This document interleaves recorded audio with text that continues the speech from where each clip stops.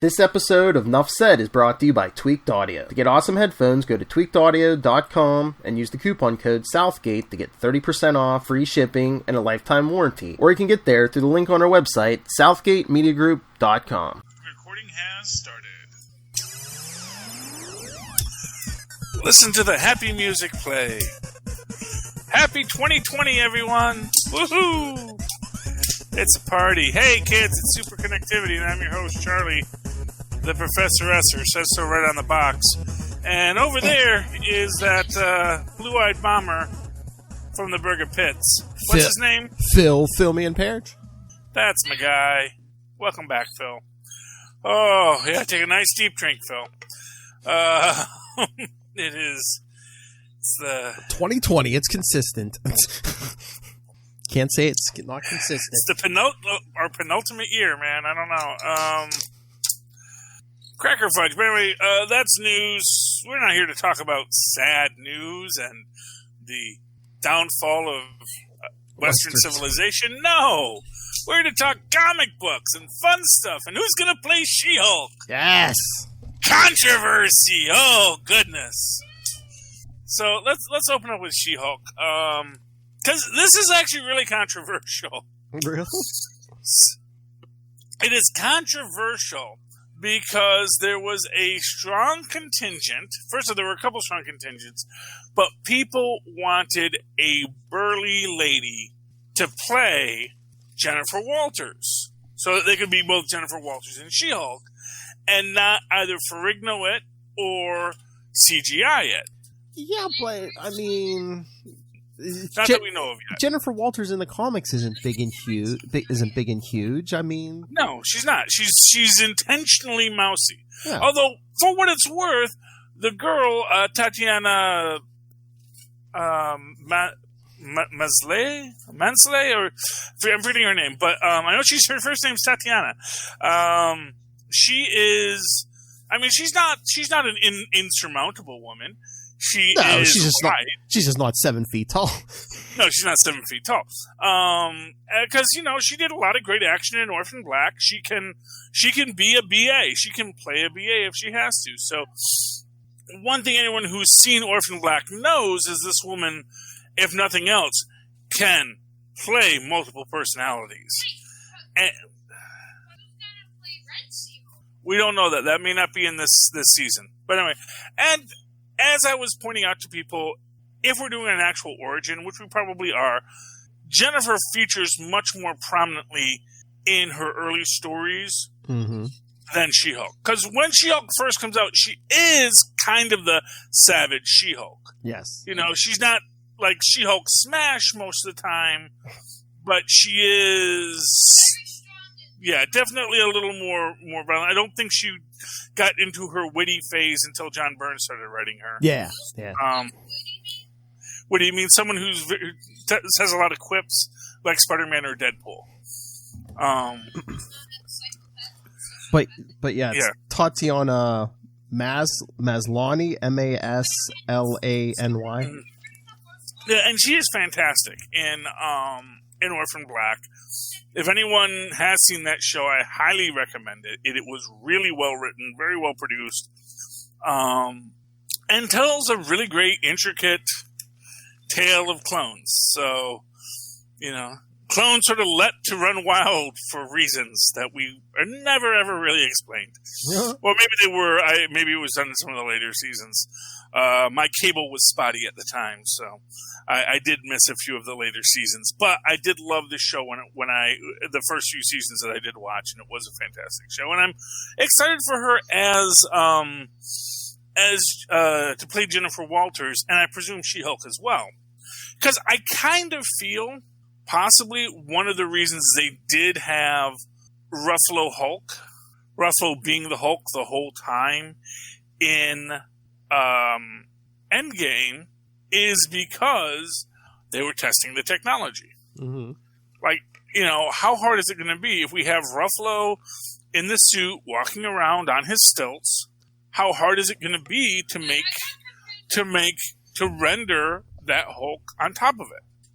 You add into the idea that, We can put in, we can shoot her at an angle. We can put lifts. We can pad her suit. Because I really want to see my She-Hulk in a proper lawyer's suit. I really want that. Yes, that would be great if she's fighting crime in lawyer suits. That's always awesome. Objection! I want strenuous objections. Like I said, I'm looking forward to whatever it is they're going to do with it. We'll see if they take any of my ideas that I've pitched them over the years on this show, Having her already be called the She-Hulk because she's the one who sued the government over the destruction the Hulk did in Harlem. Oh, there you go. Basically made the government pay to rebuild Harlem. That's something. It would be very cool if that is the case. We'll have to see. But yeah, people were a little upset. And what it is, this is always the problem with speculation. Because people were speculating, two of the women from Brooklyn Nine-Nine were recommended for the role. Mm-hmm. People loved the idea, and I think either one of them would have been great. Any of the women that were suggested would have been great. But as happens in this industry, there are a lot of great actresses. There are a few roles available. And the good news for Marvel is they actually have hundreds of other females that we can bring in, Mm-hmm. So we already have our Patsy Walker Hellcat, but we can, we don't have a Tiger yet. We don't have a Greer Nelson yet. We don't have a lot of people, I'd love to see if they could ever introduce Nadia Pym into the MCU. Ooh. I know that Hope Van Dyne is probably supposed to be that Nadia Pym kind of role, mm-hmm. but it would be neat if we did have something with Hank's first wife, kind of that backstory. Maybe that'll be in Ant-Man 3, where story is they're going to run into one of the Richards boys. Oh, yes. Good old Nathaniel Richards, Kang himself. And who's the actor who will be playing Kang? Jonathan Majors. Jonathan Majors, and he's in something I like. I know that.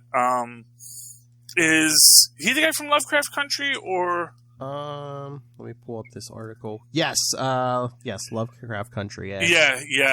Oh, he is so good in Lovecraft Country. By the way, if you aren't watching Lovecraft Country, you ought to watch Lovecraft Country if you have HBO. It is a really harrowing show, and it plays out so interestingly the way they deal with the characters. Yes, don't watch it at night because it is very scary and they have big monsters in it.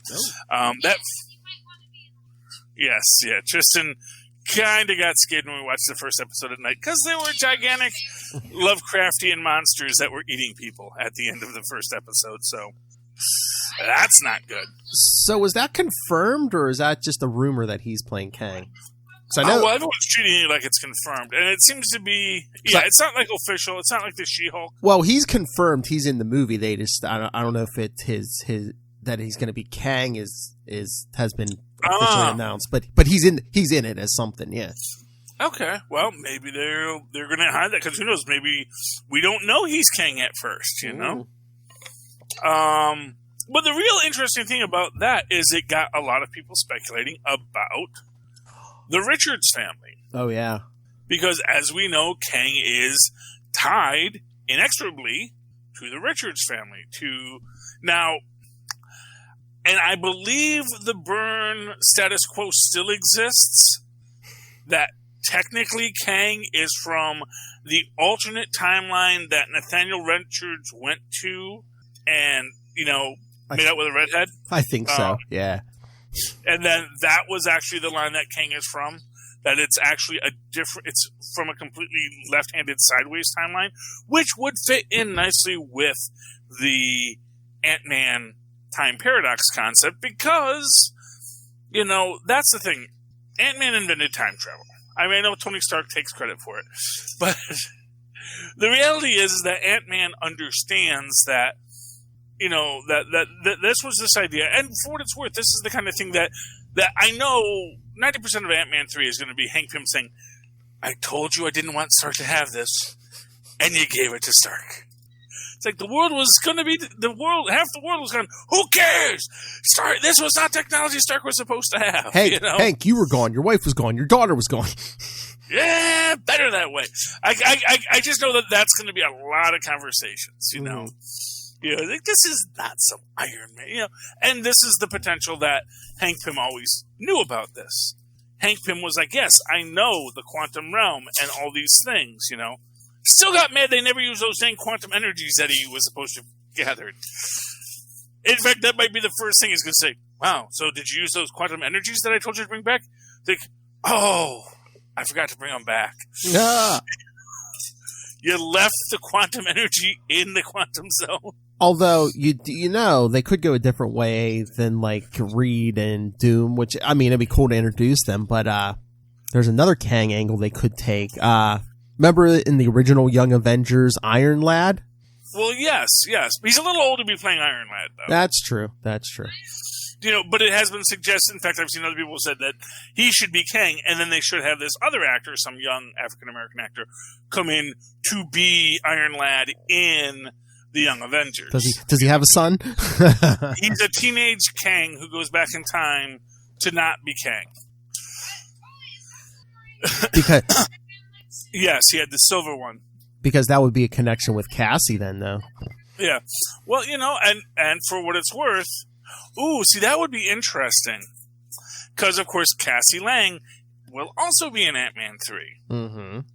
So if you have, in this entire time travel paradox, you have Nathaniel Richards come back as a teenager at the end of it to undo who he becomes. Because I got a feeling that they're going to be dealing with this as sort of like this situation where, no, you don't understand. My timeline is been made defunct because you brought everyone back. Oh. That wasn't supposed to happen. Maybe. You know, because of what you did, you have damaged the timeline. Because the future, you know, not for nothing, they damaged like several timelines. They took Thanos completely out of one. Well, I was going to say, they could be, you know, that guy could be like, you know, Kang could be like, you were worried about all the alternate reality. You people never gave a thought to the future. Yeah. Oh, yeah. So there's a lot of possibilities, but I get the feeling that's why, and for nothing else, that's why people are thinking Kang. Because it is the fact that he needs to know where, you know, and it'll probably be something not dissimilar to what happened when Kang came into the Avengers Earth Mightiest Heroes, where he has his fleets and all of a sudden his empire starts crumbling because there's a time anomaly in the past. Which, interestingly enough, I believe we're supposed to imply that the actual time anomaly was Captain America using the Cosmic Cube to bring Bucky back. Ooh. In that universe. And that's what that's why say, oh, Captain America isn't supposed to be here. It's like, yes, but it's not that Captain America isn't supposed to be there. It's what Captain America does as a result of being there, which is that he touches the cube and that's what brings Bucky back because, you know. I mean, they could pull like a Voyager Year of Hell storyline thing where it's like, you know, Kang has this perfect, you know, life in the future, and then like you said, Endgame, they bring everyone back, it wrecks his future, and then he just keeps time traveling, trying to change things to get his original timeline back, but it's impossible.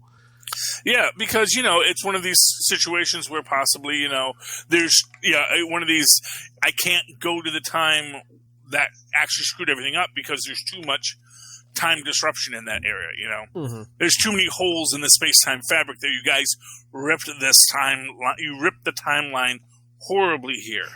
And it's almost, it's like you can't navigate into that, you know. But then, of course, it'll be I will crazily fall into it and I'll actually get through it because I'm Ant-Man and I'm just lucky that way. Or he has to use the quantum realm somehow, but he's not, you know, Kang doesn't know about the quantum realm, so he comes back in time to kidnap Hank or something. Yeah, well, you know, but that's interesting that would be interesting is if it's a different type of time travel because as we saw, the Kree time travel device didn't work on the quantum realm. The one that Fitz comes back with definitely is that quantum realm based time travel, but doesn't necessarily operate in the same ways.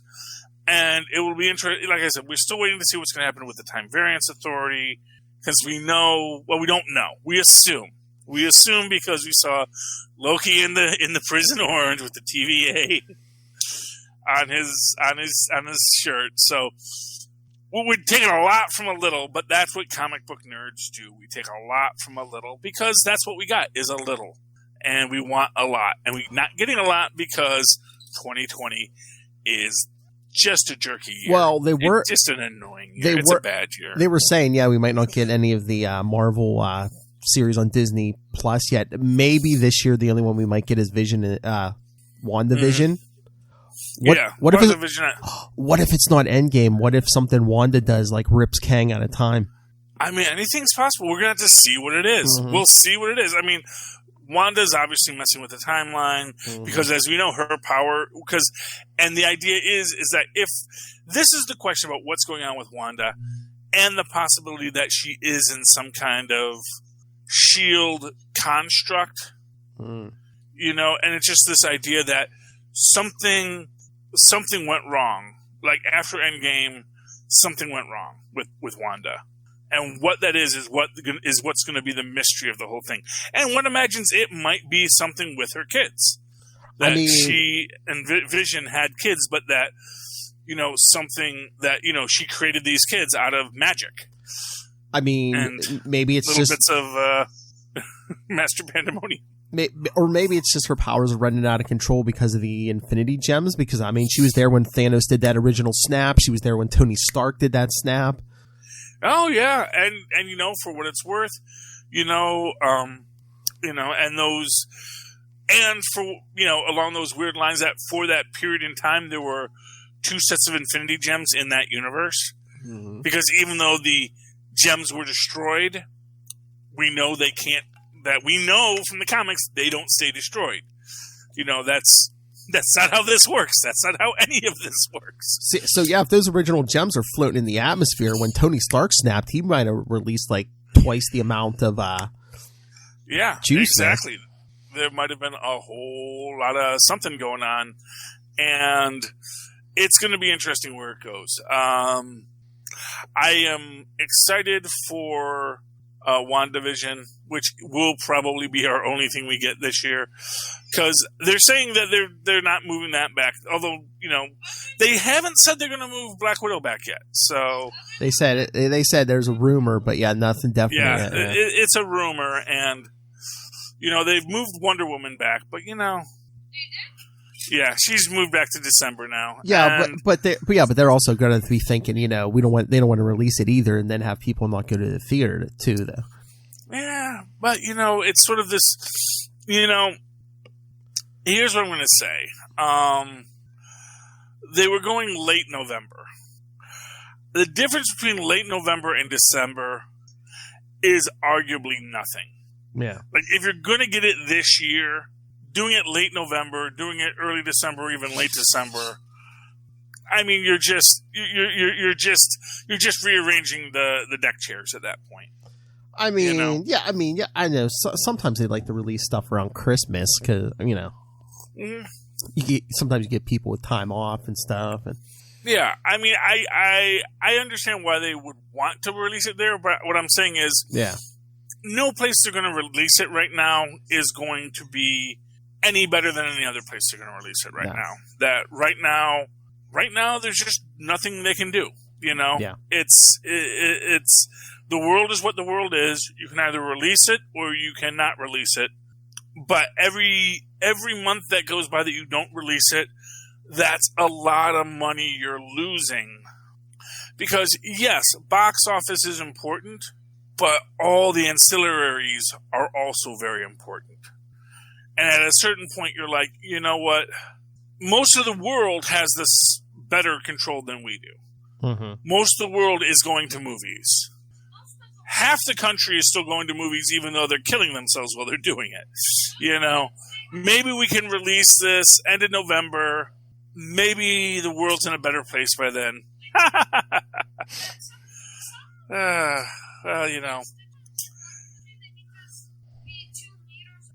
that's actually the same as 6 feet apart. Yes. Yeah, it sounds longer, but it's not really. That you have to be 2 meters apart in Europe.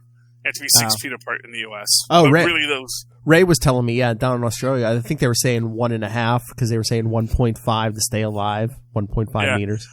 Yeah, there's all sorts of rules. Yeah. I mean, really, wear a mask and don't touch nobody. Like, if I can reach out my hand and be close to you, you're too close. If I can do this and I hit you, you're too close. Exactly. You know? Still, Lisa Simpson, Bart Simpson. I'm just going to move my hands like this. If they hit you, it's not my fault. You should have gotten out of the way. Yeah, we were saying WandaVision might be the only thing to hit Disney Plus. Mandalorian's coming soon. Mandalorian is coming Season back, 2. and that will be fun. Yeah. Mandalorian's great. I'm sure they're recording it with whatever precautions they need. You know, one of the things I really like about it is clearly Yiddle is getting older and more aware of his surroundings. Because we do see just before the fight goes, Yiddle sits down, puts up his blast shields, because he knows what's about to happen. He's not a naive little baby anymore. He's like, he's like 52 now. So he's like, I'm cool. It would not surprise me if we don't get Baby Yiddle talking before too long. You know, yes. Yeah, this is the way this is. I mean, Mandalorian's coming back. That's good. All things being equal, and I think we all like the Mandalorian. We're going to get more Darksaber lore. Everyone likes the Darksabers. So yeah, I think there's a lot to be positive about on Disney Plus. Oh yeah. And for whatever else happens, we have these streaming services. And our biggest problem now is all of these, because I mean that's the thing. I mean Mulan, it hasn't done well, but I don't know how well Mulan was ever going to do. And that's the thing about Mulan. It's like, should we blame COVID for Mulan's problem, or should we blame the politics? I think it might have did better in the theater, but I don't think that was the one to put on Disney Plus, then charge an extra $30 for it. Well, if people can get it for free on Disney Plus, no one's going to pay the $30. Yeah. But no one's also going to pay the $30 if they know it's going to be free on Disney Plus in a month or two. Yeah, in December, I think. Yeah. It's this catch-22. It's like, what is and that's sort of what it comes down to, because if you weren't willing to pay $30 to see Mulan immediately, you're going to wait for it to come out on Disney Plus anyway. But I'm just saying, even if they did that same thing with Black Widow and released it on Disney Plus now for and plus $30, and then you knew it was going to be free in 3 or 4 months, I still think more people would have paid $30 for Black Widow. Oh yeah, no, they will. Yeah. If they put Black Widow will make money. Yeah. There is such a desire, because I will pay $30 for it. Oh yeah. I will pay $30 for it right now. Mm-hmm. I have no problem with it. And you can say, we'll pay you $30 for it right now, and it'll be out, October 15th. I'll say, yep, I'll pay $30 right now.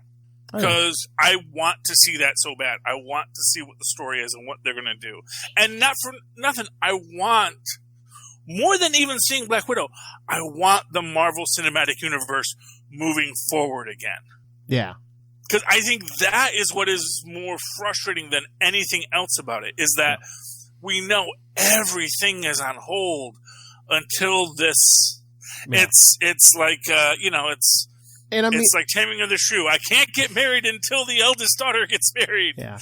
And I mean, Black Widow, you'd be, if you took the family to see that, you'd be paying at least $30 anyway. And in this way, it's in your Disney Plus. You can watch it over and over. You can pause it. It's at places. You can rewind. You can do whatever. Exactly. I mean, and you factor in popcorn and a soda, and exactly. Even when I go by myself, and if I decide I want to see it in the 3D.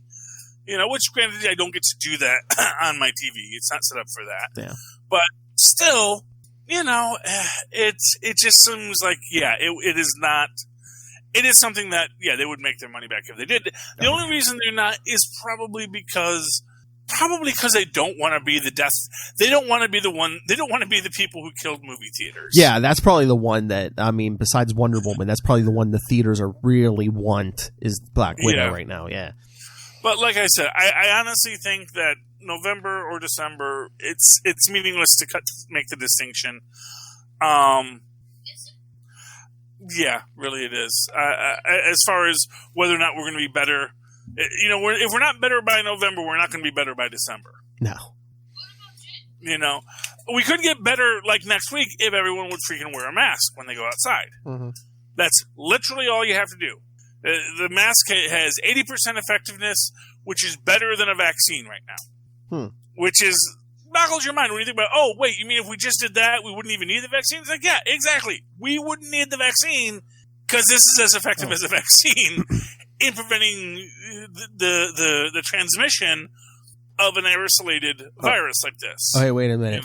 Jamie said Mulan made $260 million so far. I mean, that's not bad, but how much did it take to make? I mean, if it was in the theater, it might have made like 500 already or more.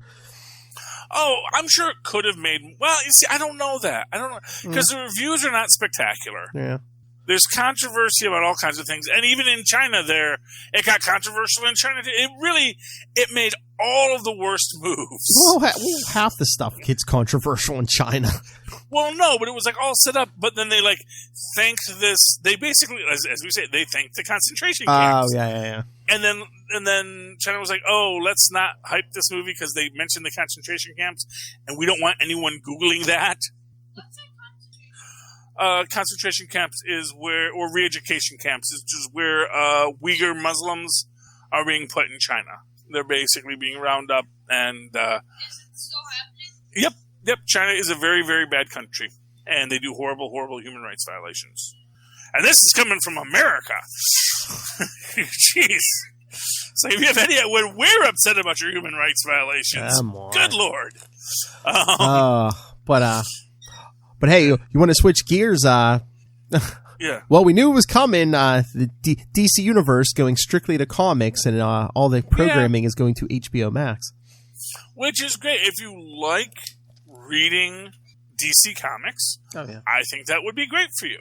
Now it's going to be, was it DC Universe Infinite, yes. Infinite. So basically, no matter how quickly I read their comics, I should never run out. Infinite? I don't know. It depends if you want to read the comics or you just want a comic to read. But we didn't mention this when we were coming up with the list. Did you say, I did send this to you this week though. They did confirm Harley Quinn season 3 coming to HBO Max. Yes, Harley Quinn season 3 is coming, which is good. I mean, it was very popular. What?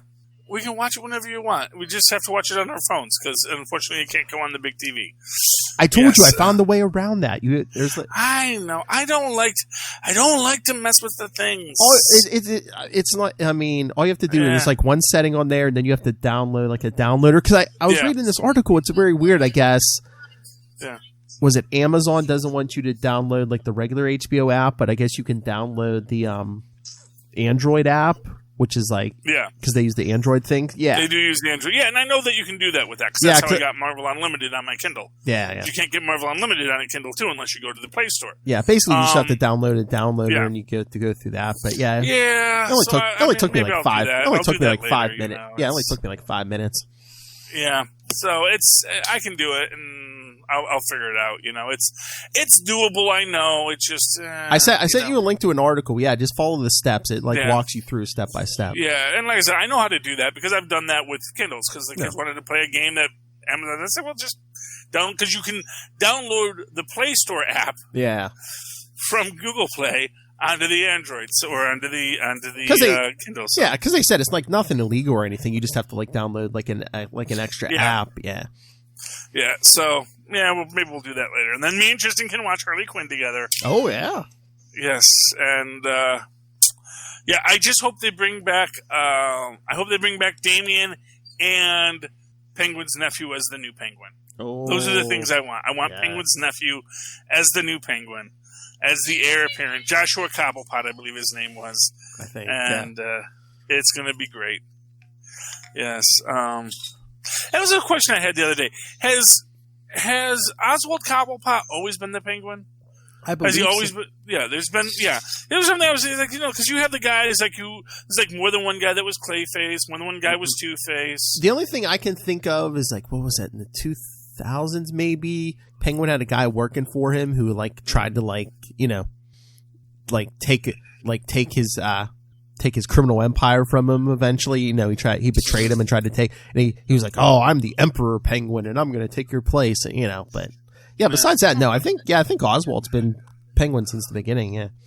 Yeah, well, that's cool. I like the Penguin. He's cool. I mean, everyone likes the Penguin. He's awesome. I mean, until recently, there's only been one Joker, too, but...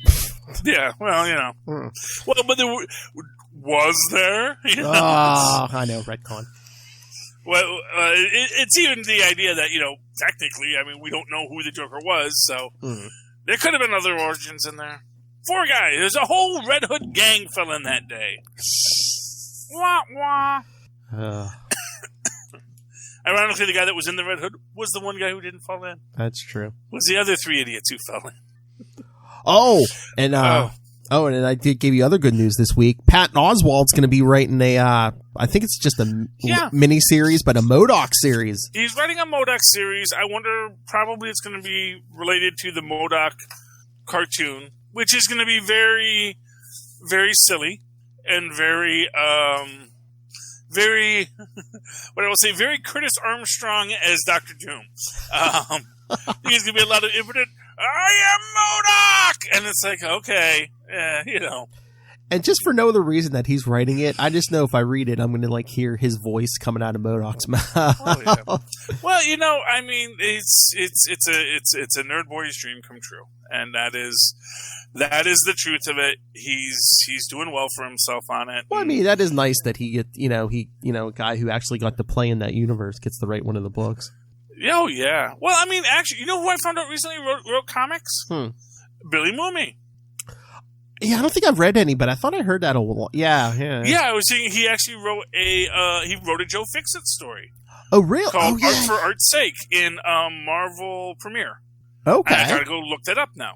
So yeah, me too. Yes, Art for Art's Sake. But it's very cool because I had like a clip from it, and it's like and it's Hulk in a tuxedo, Great Hulk in a tuxedo, and you just gotta love it. Oh yeah, I gotta find that. Yes. So, so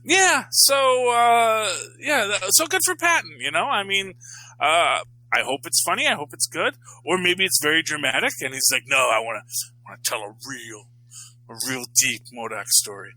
MODOK is actually a fun character. I mean, he's kind of a gag character at this point, but then again, MODOK has always kind of been a gag character, Yes. I wonder if he's going to be married to MODAM, though. That's the only question I really have. Because you see in the cartoon that his marriage is falling apart. I'm wondering if he's married to MODAM. Yeah, I don't know. Because in the comics, AIM created MODAM after MODOK was supposedly killed. Yeah, I know MODAM was part of the what was it? With Superior Stratagem. And Yeah. And the Femazan Empire or some nonsense like that. I don't know if she was like renting her from AIM or something. Yeah, because there was like an early issue of Quasar where like AIM wanted the quantum band, so like they sent MODAM after Quasar. Yeah, MODAM. Good old MODAM. But he doesn't get enough play anymore, poor MODAM. No, because MODOK's back. Yeah, so see, if nothing else, that would be great, just to get more play for MODAM. I hope MODAM's in Patton Oswalt's. Oh, that's what I was going to say. But yeah, Patton, show us what happened to MODAM. Yeah, she's just MODOK and MODAM. True love. Although, I don't know if they follow it, but, MODOK used to be in love with Maria Hill. So. Oh, yeah. Oh, MODOK. He's had such a crazy few years lately. Hey, want to talk some comics? Let's talk some comics. Let's talk... Oh, well, you want to start with Iron Man? Sure. With its nice, fancy... who did the interior art? Because the interior art is very... Oh, yeah. Very, very fancy, too. Oh, artist. Is that Cafu? C-A-F-U? F-U, too. I'm sure that joke never gets old for him. I know. Or unless it's like a nickname or, like a professional. Yeah. or maybe his name is Kai Fu. It's fine by me. Cool. But yeah, I love the he's art. A great artist. I know. It's beautiful. I love the art. I love the story. I like this back to basics approach after what we got the last couple of years. Yeah, I love Patsy in this. Yes, the person. The only thing I really didn't like was the breakup with Janet Van Dyne and him. Oh yeah, it was just so I'm being written out of the book. So bye. I think we should see other people. Yeah, me too. Okay, bye. Okay, bye. Just and through the glass, which doesn't make any sense. It's like, I guess she's broadcasting it with her antennae or something. But yeah, that was the one thing that kind of because honestly, if they had that off screen, I wouldn't have missed it. Mm-hmm. I wouldn't have even, because honestly, I don't even think about. I know Tony and Janet have dated, and they probably date more on and off than most any other couple in Marvel. But it's like if she's not in the book, I just don't assume that they're together. Yeah, exactly. I mean, even when she's in the book, I don't assume they're together. I think they dated real briefly in the early '80s, and then Dan Slott brought it back in the last run. Yeah. Yeah, but it's all good, and but aside from that, so now Tony has divested from his company again. Always gotta with $65 billion. I know he has to make do with $65 billion. Aw. So no, I put half of it back in the stock market. It's which caused this 800-point swing in one day. Oops! And I love the viciousness of the internet in it. Oh yeah, and it's just Tony trying to do something. What we don't know, but he's definitely trying to do it. Oh my god! My favorite Twitter handle: Godverse Spider-Man. Yes. Oh, they're all good. And in the end, he deletes his little tweeter handle or whatever they call it. But I think I don't know. I'll have to see if because I was telling Lilith about this because she wasn't going to read it, and I was explaining the whole thing to her. She's like, "Is this like Tony Stark's midlife crisis?" I'm like, "Yeah, mate, it seems like it." And she's like, "Oh, I got to read this." Yeah. Specifically, in fact, Patsy Walker says, "Oh, you're doing a midlife crisis thing." And by the way, you know what? This is something Lilith should be really proud of, the presence of redheads in comics, specifically Marvel comics, because that really is all because of Archie.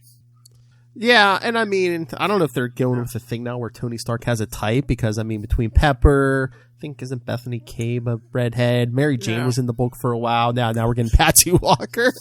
Well, but I've noticed that you do see a lot of redheads in Marvel comics. Oh, yeah. And I think a lot of that has to do with Patsy Walker, which of course was the female Archie, and that was, it all goes back to this original idea of, hey, what if we had a redhead? And then people said, I like drawing redheads. Redheads are cool. So all the superheroes get to be with redheads, Yes. Very few brunettes. But yeah, and I love this new armor. It's like a mix of like old and new style. And that in this page here where he's putting the armor on. Yeah. Do you notice that's like a homage to like his first appearance in the cover of Tales of Suspense? Yeah. Yes, and I do get that, and I love Patsy. I love vintage threads. It's great, and that's what I do love about this dynamic, because it really is. And what I like that there is not, because I had to feel there's not sexual tension, because I really don't think it doesn't seem Patsy like is looking for that, but I also feel like it's a friend who can call him out. Hmm. And who does call it? It kind of reminds me of, the Doctor and Donna, if you were a fan of that era of Doctor Who, where, the Doctor just wanted a mate, just wanted someone he could hang out with. And that's what he got with Donna. And Donna is just constantly calling him on his BS, and that's what I feel Patsy will be in this book. She's calling him out, saying, you're just really... You're that even all this humility, it's still all about your ego, which is great, because the public humility, it is the rending of garments and say, oh, look, I must step away. Look at me, step away. Technology, we need to connect with being human again. It's like, okay, yeah, helps to have $65 billion when you're trying to be human. So that's good. And then we see Got a guy that knows how to capture lightning. Oh, yeah. And he's like sending his lightning after people, and Tony Stark and people with like crazy technologies at parties. First time, he didn't even blow this guy off, really. He was like, okay, well, sounds cool. We'll talk later. Well, it says something about next issue. It says something about a threat that Tony and the universe hasn't seen in years. So I wonder if this is supposed to be like an old character. Well, we see that there's obviously the other, our one true God who's manipulating the unicorn here. Oh yeah, and we see that the guy that they blew up the Gutenberg Bible with the lightning bolt, and we know that this is the guy who deals with the lightning bolts. So, because we see him in the window at the end, so obviously he's a bad guy. Which immediately why was he trying to sell him on the lightning bolt technology if he was going to be a bad guy the whole time? Yeah, I don't know. But we'll see how it goes. Art's great. Story, the story, I'll be honest with you, it's fun in the sense that, hey, you know what, as a fan of the Iron Man character, I can see how someone would really enjoy this and see where it went and want to see where it leads, because I can see that this could lead to some really fun places. I mean, it seems very, very old school to me, and after, again, like what Dan Slott did, I like this like back to basics approach instead of like, all these, robot, that whole robot thing, and Yeah, the robots. This is very simple. I think it's like a good jumping on point for people. Oh yeah. I actually really felt that this and Thor this week were very good. Love you too, Benjamin. We're very good spots where if you didn't read this book before, this would be a great week to jump in and pick these books up, because they really open up these characters and open up these stories for people. Oh yeah. Yeah, do you want to talk Thor real quick? Yeah, let's talk Thor, because Mjolnir's acting up. I wonder, is that going to be, because we know Dawn Blake, we're going to have a thing with Dawn Blake coming soon. I wonder if that's going to be part of it. I'm guessing maybe there is, like I said, but we do see that this apparently gives everybody Asgardian powers, like when they pick it up, because apparently this guy from the mechanic, like now he's worthy, and it's just this idea that everybody who grabs it, that it's getting heavier for Thor, but it's not heavier for anyone else. It's actually getting lighter for that other people can now lift it. So I wonder if there's I wonder if there's gonna be a big thing where it's like, ever since Thor and Blake were separated, he's been slowly losing his, I don't know, humanity or humility or whatever. I mean, anything's possible. I mean, it's interesting. And apparently that phone number does work for Tony Stark. Oh, yeah. I tried it. Yeah, it's like the nice little pre-recorded Tony Stark message. Yes. I was going to say, here, I can play it. You want to hear it? Sure, let's hear it. It's real quick, yeah. All right, it's down. I wonder who did the voice of Tony Stark. Yes, this is Iron Man. However, due to some big blonde jerk, I no longer use this number. But hey, nice try anyway. For all things Tony Stark, please visit www.tonystarkironman.com and try and stay safe out there, yeah? I'm busy enough as it is. Yeah, that's the whole thing. That's cool. I wonder who that voice actor is. I don't know. That's what I was going to say. Is that like, I don't think that's like the regular. Yeah, that's not the one they have doing the animated series stuff right now. So. I don't know who that is. But no, it actually sounds like maybe one of the guys at Marvel. Just as, hey, you want to do the voice of Tony Stark? Yeah, sure, I'll be Tony Stark. And I think they said that website he gives. I think I was reading somewhere. I think it just redirects you to Marvel.com or whatever. Yeah. Oh, yeah. There you go. Yeah. Although that's a 212 number, man. I don't know how they got a 212 number. Unless it's just like an extension of the Marvel office or something. Well, no. I mean, 212 numbers are very hard to get. Oh, really? Oh, yeah. Because they, that's the old New York Exchange. And like by now, most everything is like 917. But 212, that's like the classic. And, a lot of it was almost like the reason, because there were basically so many people in New York, they didn't have enough extensions for 212. They very quickly ran out eventually. Well, actually, 212 was the one for a very long time. But then, they eventually had to start adding in extra area codes. And having the 212, the classic 212, it has cachet in New York. Oh, yeah. It means nothing elsewhere in the world. But, like, if you're from the New York area, you go, ooh, 212. Oh, yeah. That's impressive. I mean, back in the day, we only had like one area code around here, and now we have at least 2 or 3. Yeah, I think with everyone, I think it was just the advent of the cell phone. You know, they had to start making more area codes. Yeah. Yeah, so it's interesting, and of course, it's maybe that Marvel has just been around long enough that they have a bunch of 212 exchanges within their buildings. Maybe so. Yeah, I mean, it's written right there on Thor's hammer in the issue. So if you want to call that, call him up, bug Tony Stark. Yeah, I mean, it's but it's like I said, it's an interesting thing. It gives you this nice start. Him and Beta Ray Bill and we sort of get again this same dynamic that we get in Iron Man, which is. Here are our 2 characters. One person is kind of going through a midlife crisis, and there's going to be a person who they want to call them out on their BS to help them through this midlife crisis. But Thor actually calls it out and tells Beta Ray Bill, he's like, yeah, I want you to be my strong right hand, and, let me know if I'm pulling stuff. And, and Beta Ray Bill's like, yeah, and someone to, like, knock you on your ass. He's like, yeah. Exactly. Well, and you got to appreciate the honesty of Thor. So that's cool. I mean, and as I said, these are great books to jump on at. So if you have ever wanted to read Thor, now's a good time to start. Yes. If you ever wanted to read Iron Man, now's a good time to start. Thor 7, Iron Man #1, yes. Yep. Captain America. They cured Sharon Carter of that horrible disease. Oh, could you imagine the horror of being 42? Yes. But now she's young again. Sure, why not? I mean, it's cool. Shuri's like all magic now.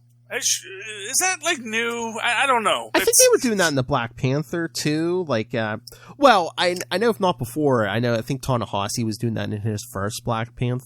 Was it his first Black Panther run? So yeah, so of course, Okay, so that's I'm mostly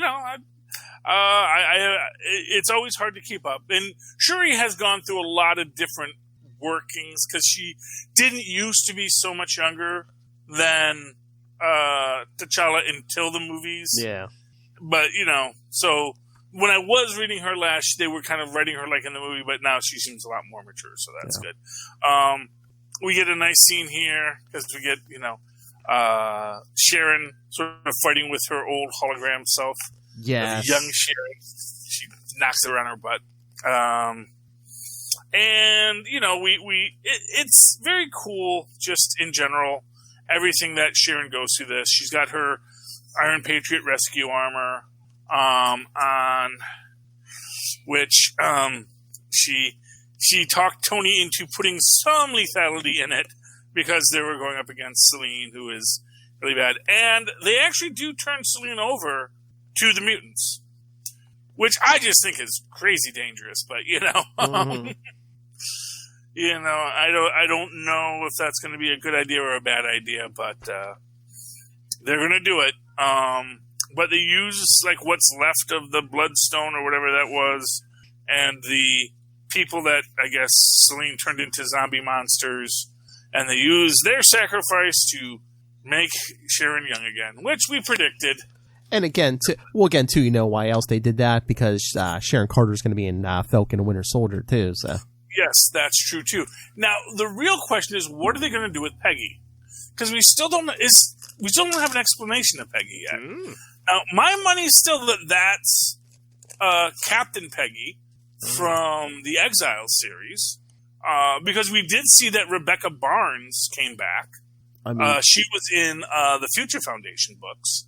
Unless we get the big explanation in issue, I'm sure 25 is probably going to be a big issue. This was 23, so yeah. Well, and yeah, so we do see that next issue 24. It looks like the Skull's back. Yeah, because why not bring the Red Skull back? Oh, yes, cool. Say that. Of course, which Red Skull is this? Is this the one that I don't even know anymore? I mean, these Red Skulls. I mean, if you use a cosmic cube, it could resurrect the original Skull, couldn't it? Yeah, I mean, I guess it could. Well, I mean, because that's the thing is like we had the original Skull, and then the Skull that had the because the skull that had the Charles Xavier brain was the one who used the Cosmic Cube to make, that. But that was one who had his old 1940s brain tapes. Yeah, he was like an old clone, yeah. Yeah, it wasn't, which is always this weird thing about it, because it's like, okay, so there's another Red Skull that had this whole life that was part of the Cosmic Cube. So this Red Skull isn't that Red Skull.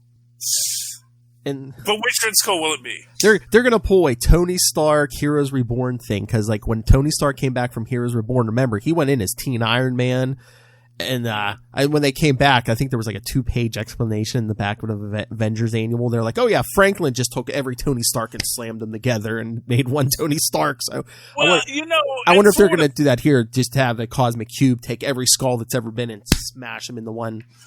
To be fair, Franklin Richards is not known for his carefulness with Tony Stark. No. Because we saw that, brought him back this time. It's like, oh, what was he last time? Oh, he was the Superior Iron Man. Forget that. That's fine. I was having this huge fight with this guy about the entire Secret Empire storyline, about how, it ruined his childhood and whatnot, because they ruined Cap forever, yada, yada, yada.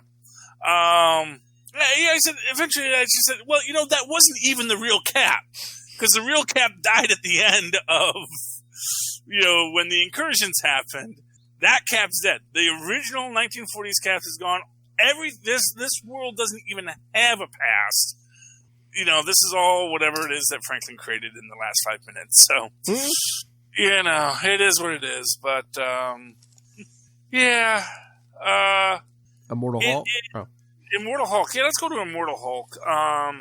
Let's see, what happened in Immortal Hulk this week? I actually didn't finish Zero. I read, like, the start and the end of it, but I didn't get a lot of the middle of it. Oh, yeah, the reprints, yeah.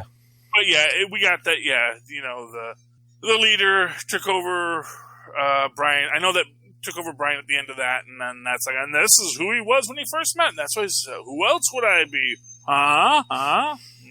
But anyway, it was good. Mm-hmm. It was good, but we get Del Fry's like becoming the radioactive kid, and his dad injecting him, and he's like, I can see the green door. Who's that man coming out of the green door? And then we see that he's like in this. That basically he's just stuck at that moment of his death, and it's looping constantly, which is interesting. And then we basically see the leader taking over everybody's bodies as they're going through, and kill Samson. As you do. He's been here before. Does he kill him? Does he? Well, he meets him, in the below place, Yeah. Oh, I see, and he like locks him. That's with the red door, so he can't get out. Yeah. I'm wondering I'm wondering when Al's done, because remember he said he knows how he's going to end this thing. I wonder if they're going to do something with that red door where it's like, oh, you guys aren't immortal anymore. Now, if you die, you're going to stay dead. Yeah, sure, but yeah, for this week, Yeah. I just wanted to bring back Rick, then everybody's happy. Put all the toys back in the box. I like Absorbing Man becoming the gamma monster here. Yes. And because he absorbs all the gamma, now they can get the clean lock, and they have to decide who to bring back, and they decide to bring back Rick, which is just what the leader wanted. Yep.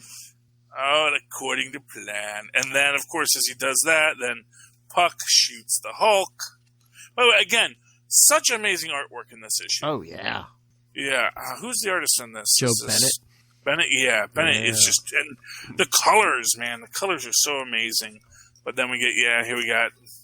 Hulk gets shot big, because then, when the Hulk is dead, then the leader gets to take him. Bum, bum, bum. Because the leader is holding the door. And did you see what's coming next week? Immortal She-Hulk #1. Yep. Very excited about my She-Hulky. My Shulky. Been waiting for her. Do you have anything else read that you want to talk? No, I think that's good. Okay. Quick shout out. Hellions ended. It was cool. Nobody likes Mr. Sinister. Mr. Sinister is a big jerk. And Alex just wants people to... And they decide not to resurrect Madeline Pryor. And that really messes up poor Alex, because he's like, she existed. She was real. And it's like, she was one of us. Yeah. She is a mutant too, you know? And we were, and not for nothing, they resurrected every fudging buddy else. I know. But, you know, hoity-toity Jean Grey doesn't want another one of her running around. Please. Conan Battle for the Serpent Crown was cool. I mean, it kind of Deus Ex Machinaes itself, because, of course, Champion decides he doesn't need Mephisto to control the Serpent Crown. It's like, yes, you do. And basically, he's trying to, like, take the Serpent Crown off, and Conan's like, no, keep it, and fries his brain. Because Conan's his BA, and then... I really want Conan to put on pants, though. Conan trapped in the... Maybe that's, like, part of the rules with them getting the rights back. It's like, no, don't put Conan in pants. But, like, he's lived on this world for so long. You'd think at some point he's going to say, you know what, maybe I should, like, put on these pantaloons that everyone was wearing. He needs to pull an auto and put on, like, a 3-piece suit or something. He's done it in the past when he's been stuck in the 20th century, so... But, you know, he's got his uniform, and, you know, hey, I guess it's self-aerating. I mean, goodness knows what it smells like. Oh, it'd be great. Like, if even just for one issue, he dressed in, like, modern clothes, and everyone just, like, started making jokes about, you know, or they're just like, oh, hey, look, it's the former governor of California. That would be funny. But, yeah, I mean, it's interesting, but he's hanging out with, you know, and apparently this girl used to date Daredevil. I think you've mentioned that before. Oh, Nyla, yeah. Yeah, Nyla dated Daredevil, and she was like, yeah, you know, I don't usually go to Atlantis and Wakanda and stuff. Like, the most I ever did is I dated Daredevil once, and, you know, and Conan's like, yeah, you know, I'm slaying dragons. Slaying dragons back in my old job. This is just, still got dragons around here. I don't know. Stay tuned. I think November. I think we're gonna cover that Daredevil run with Nyla, so. Oh, well, that'll be cool. I'll love to see that. But he decides him and Nana are going to hang out at one of the hotels and get a buffet, and he's like, cool. But he doesn't want to hang around with her because he's like, I got too much work to do. I was like, well, you know, take her with you. You could use a sidekick, you know? Oh, yeah. A fellow thief, a good thief. You can never have too many good thieves. And yeah, that was my comics. And they were good. I enjoyed them. All right, Philip, anything else you want to talk about this week? No, I think we hit everything. I mean, there was a lot, and I think we hit it all. Yeah, well, you know, there's a lot to cover. It's a very exciting and busy world we live in, and every day is another adventure. And if you would like another adventure, why don't you circle over to huntakiller.com, help Michelle Gray find the killer of a cold case that she's working on. Use the coupon code Southgate to get a discount on that, and, you know, basically get an escape room delivered to your house once a month. Interesting enough, they are doing a Blair Witch themed Hunter Killer story now. I'm waiting on word from Rob if we're supposed to be pushing that or not, but hey, it's there. I don't know if the coupon code works, but it's something that's there. And you know, if that doesn't interest you, you can always go over to tweakedaudio.com, get some high quality headsets for you and your family. And if none of that is cool, just go down to our show notes, click on the Amazon link, go to Amazon, buy whatever the heck you want. Cost you nothing, saves us. And while you're there, check out Pod Life, the book written by and for podcasters from the Southgate Media Group. Empire to entertain you. And Philip, if they do any of that and want to talk to you about it, how can they find you? If you want to get a hold of me or any of the Capes and Lunatics, the easiest way is email capesandlunatics@gmail.com or the voicemail 614-382-2737. That's 614-38-CAPES. And we're all over social media, Facebook, Twitter, Instagram. So, yes, plenty of ways to reach out. Yep, and if you'd like to write to me in that old-fashioned email way, the way our Moz and Pods wants to do so at superconnectivityblog@gmail.com. That's superconnectivityblog, all one word, @gmail.com. Of course, follow me on Twitter as I live tweet nothing at all, because, I mean, I should probably try and live tweet Lovecraft Country, because I love that show. Oh, there you go. I gotta figure out when it's on, and then live tweet it when Pushton's not in the room, because it's too scary. At Charlie Esser, that's CHARLIE. Yes, SCR.